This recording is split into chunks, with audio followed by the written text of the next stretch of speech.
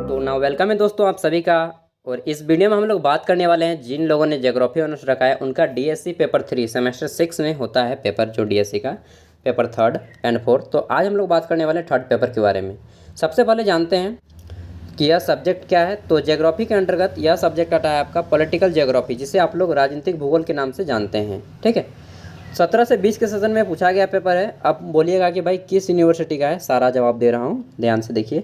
अगर आपका सेमेस्टर 6 में डीएससी पेपर 3 है एंड पॉलिटिकल ज्योग्राफी यानी कि राजनीतिक भूगोल सब्जेक्ट है, तो आपका यूनिवर्सिटी मायने नहीं रखता दोस्त कि आप भारत के किसी भी यूनिवर्सिटी में पढ़ाई करते हो, सब्जेक्ट यही आएगा। क्योंकि ये नेशनल मतलब कि ये इंटरनेशनल लेवल के सब्जेक्ट होते हैं। अगर कोई लैंग्वेज होता है, क्षेत्रीय लैंग्वेज, तो वो डिपेंड करता है आपके यूनिवर्सिटी में। अब ज्योग्राफी, पॉलिटिकल साइंस, ये सब इंटरनेशनल लेवल का लैंग्वेज हो गया, ठीक ना। मतलब ये आप कहीं भी पढ़िए काम दे देगा।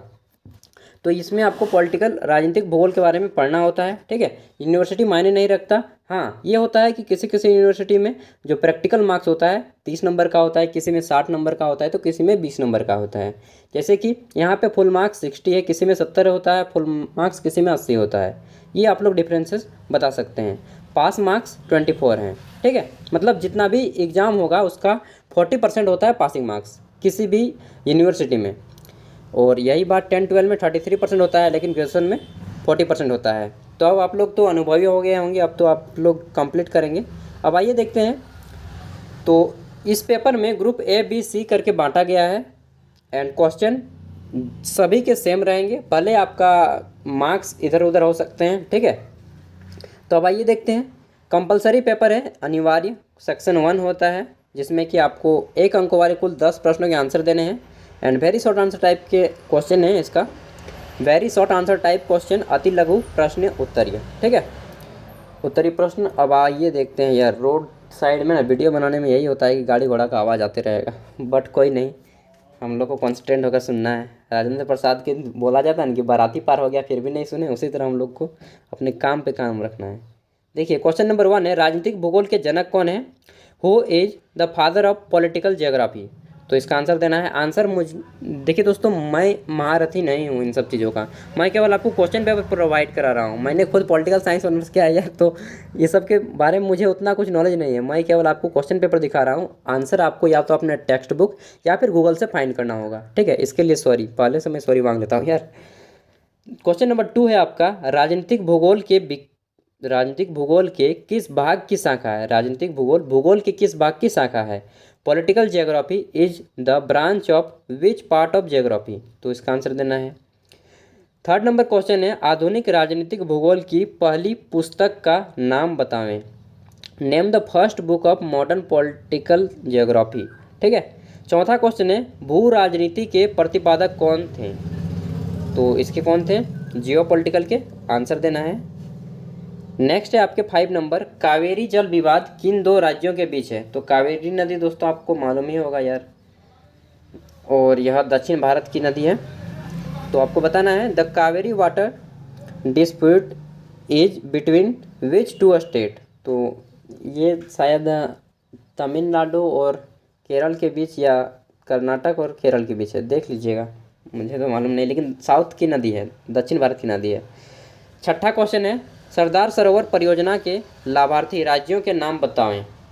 तो सरदार सरोवर परियोजना दोस्तों नर्मदा नदी पर बनाई गई है, और उधर कितना आएगा? गुजरात आएगा, मध्य प्रदेश आएगा, इन सब के नाम बता देना है। उसके बाद क्वेश्चन नंबर 7 है कि डेमोक्रेटिक आइडियाज एंड रियलिटी के लेखक कौन है? इसका तो इंग्लिश से पढ़ने से अच्छा होगा। Who is the author of democratic ideas and reality? तो इसके लेखक कौन है? ये पुस्तक किसने लिखी है उसके बताना है, या थ्योरी किसने दिया, सिद्धांत किसने दिया। ठीक है, 8 नंबर क्वेश्चन है, नदी जल विवाद के 2 उदाहरण दें। वाटर, तो इसका आप उदाहरण दे सकते हैं, सिंधु नदी जल विवाद, कावेरी नदी जल विवाद, जितना भी होता है उन सभी का दे दें। ठीक है, नेक्स्ट है आपका 9 नंबर क्वेश्चन, हृदय क्षेत्र के प्रवर्तक कौन है? हृदय हैं जी। Who propounded the heartland theory? तो हृदय क्षेत्र, यार हमको लगा कि बायोलॉजी का वर्ड कहाँ से आ गया भाई। चलिए, हृदय क्षेत्र है, हार्टलैंड है। ठीक है, 10 नंबर है, उपांत क्षेत्र सिद्धांत के प्रतिपादक कौन थे? तो who established the concept of rimland theory, तो रिमलैंड थ्योरी उपांत सिद्धांत किसने दिया था बताना है। एंड यहाँ से आपके शुरू होते हैं ग्रुप बी, ठीक है। तो देखिए क्वेश्चन नंबर 2 है, ग्रुप ए का ही क्वेश्चन है, क्वेश्चन नंबर 2 यहाँ से शुरू होंगे आपके ग्रुप बी। इसमें आपको राजनीतिक भूगोल की परिभाषा लिखना है, सिंपल सा क्वेश्चन है। Explain the definition of political geography. Next है आपका ग्रुप बी, इसमें आपको खंड बी में आंसर देने हैं 15 अंकों वाले 3 प्रश्न, मतलब कि भाग ए था आपका 15 मार्क्स का एंड भाग बी है आपका 45 नंबर का, कुल मिलाकर 60 नंबर हो जाएंगे। पासिंग मार्क्स कितना है 24 नंबर, 60 का 24 नंबर हो जाता है 40%, ठीक है। तो आइए देखते हैं, यहाँ पे बताना है 5 दीर्घ उत्तरीय प्रश्नों में से किन्हीं 3 के उत्तर देने हैं एंड 15 अंकों वाले प्रश्नों का आंसर दोस्तों आप लोग को कोशिश कीजिएगा कि 3 खड़ा पन्ना यानी कि 6 पेज में दें, ठीक है। अगर आपका स्पीड बहुत कम है तब आप 2 खड़ा पन्ना मतलब कि 4 पेज में दें। देखिए तीसरा क्वेश्चन है, राजनीतिक भूगोल के विषय क्षेत्र का विस्तार से वर्णन करें। Discuss the scope of political geography in detail. चौथा क्वेश्चन है, उदाहरण सहित राज्य के विकास का वर्णन करें। Describe the evolution of a state with examples. देखिए दोस्तों मेरा इंग्लिश काफ़ी ज़्यादा वीक है, तो इंग्लिश में प्रोनाउंसिएशन में कहीं पे अगर दिक्कत हो जाए ना तो माफ़ कर दीजिएगा दोस्त, क्योंकि शुरू से इंग्लिश नहीं पढ़ा, 10 के बाद से इंग्लिश पढ़ना शुरू किया है यार। सरकारी स्कूल में पढ़िएगा तो कुछ ना कुछ तो छूट ही जाता है।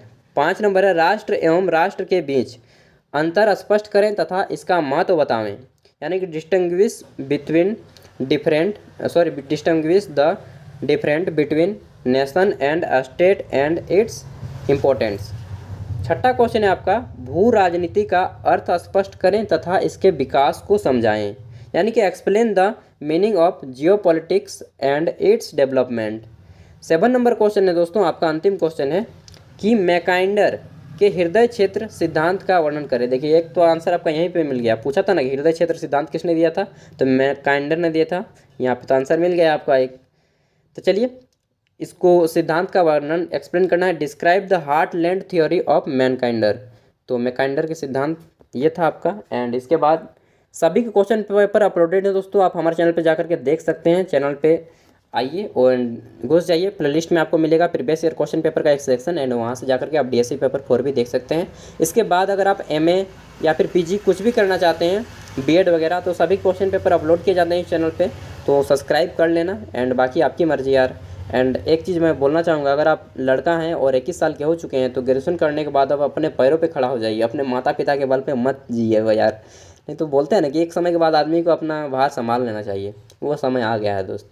बाकी आपकी मर्जी, आपको जैसा मन लगे अच्छा कीजिएगा। एंड मेरी बातें आपको अगर अच्छी लगती हैं तो चैनल को सब्सक्राइब कर लें एंड वीडियो को लाइक कर दें एंड अपने दोस्तों को भी शेयर कर दीजिएगा। Thank you, best of luck, अच्छे से एग्जाम दीजिए।